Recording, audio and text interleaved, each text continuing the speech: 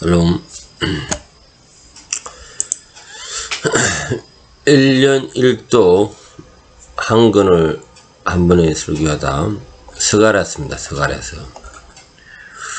제가 제 생 목록에 공동체 성경 읽기 스가랴서를 올리겠습니다.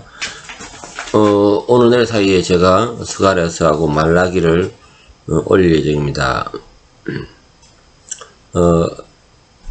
스가랴서와 말라기스를 공동체 성경 읽기에 올리니까 여러분들이 또 집에 가서 또 성경책을 잘 안 읽으시니까 제가 이렇게 재생 목록에 올려놓은 것들을 같이 봐주시면 감사하겠습니다.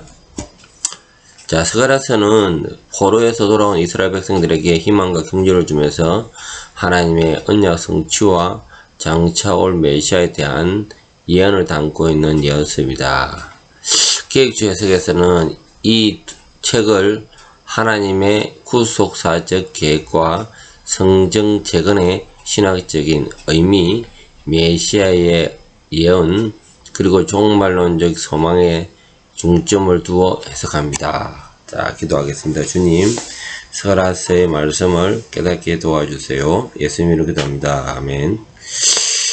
구속사적인 배경, 성전 재건과 하나님의 언약의 신실성. 스가랴는 바벨론 포로에서 귀환한 이스라엘 백성들에게 성전 재건을 독려하며 그들의 회복은 단순한 건축 이상의 신학적 의미를 지닌다고 설명합니다. 기획주의는 스가랴의 메시지를 하나님의 언약 신실성의 맥락에서 이해합니다. 하나님께서는 아브라함, 모세, 다윗과 같은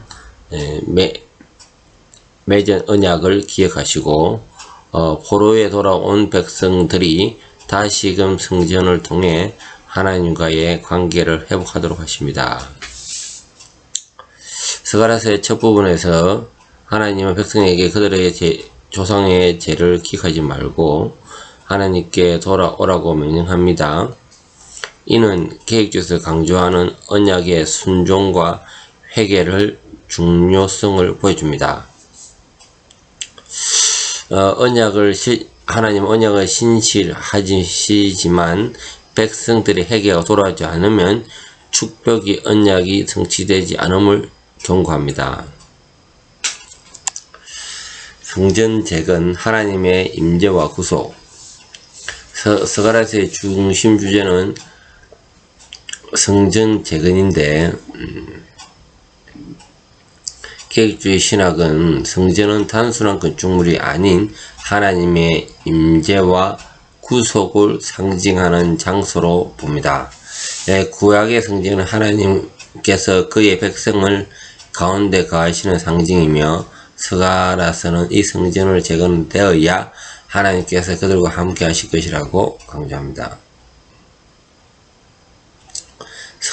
스가랴서에서 성전 재건은 단순히 물리적 성전의 회복이 아니라 장차 올 메시아 왕국의 예표로 해석됩니다. 계획주의 신학에서는 성전이 궁극적으로 그리스도의 몸으로 상징한다고 봅니다. 예수 그리스도는 성전의 완성된 모습으로 그를 통해 하나님과 인간 사이에 참된 화목이 이루어집니다. 스가랴서가 성전 재건을 독려하는 것은 궁극적으로 그리스도 안에서 성취될 하나님의 구속 계획을 예표하시는 것입니다. 자, 세 번째, 메시아 예언, 왕이신 그리스도. 스가랴서에 많은 메시아 예언이 포함되어 있지만은 이는 계획주의 신학에서 매우 중요한 요소입니다. 특히 스가랴서 9장 9절에 겸손하여 나귀를 타고 오시는 왕의 이미지는 신약에서 예수님의 예루살렘 입성을 직접 예언한 구절을 해석합니다.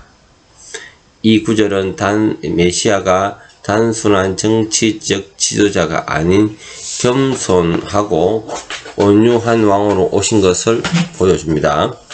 스가랴서 6장 12절에서 13절. 싹이라는 이름으로 표현된 메시아가 성전을 재건하고 제사장 직분을 겸비한 왕으로 묘사됩니다. 이는 예수 그리스도의 왕이자 제사장으로서의 역할을 예표하는 것으로 그리스도는 십자가에서의 희생 제사와 함께 왕으로 하나님의 나라를 세우시는 분으로 이해됩니다. 계획주의에서는 이 메시아 예는 구속사적인 성취를 해석하며 구약의 예언이 신약에서 그리스도 안에서 완전히 성취된다고 봅니다. 그 스가랴의 메시아 예언은 그리스도 중심적 구속사 해석의 중요한 부분을 형성합니다.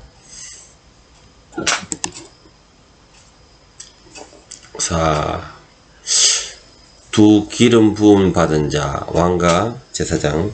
스가랴 4장에 두 감람나무와 금 등잔대에 대한 환상이 등장하는데 이 대제사장 여호수아와 총독 스룹바벨을 상징합니다. 이 두 사람은 각각 제사장적 왕적 역할을 상징하며 하나님 나라의 회복에 중요한 역할을 받고 있습니다.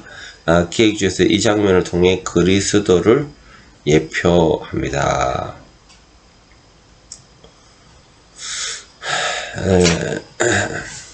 예수 그리스도는 대제사장으로 하나님과 백성 사이의 중보자가 되며 동시에 왕으로 하나님 나라를 다스립니다. 스룹바벨이 성전 건축을 지도하고 여호수아가 제사장직을 회복하는 것은 그리스도가 장차 이룰 왕국과 그가 세우실 참된 성전 즉 그의 몸을 예표합니다.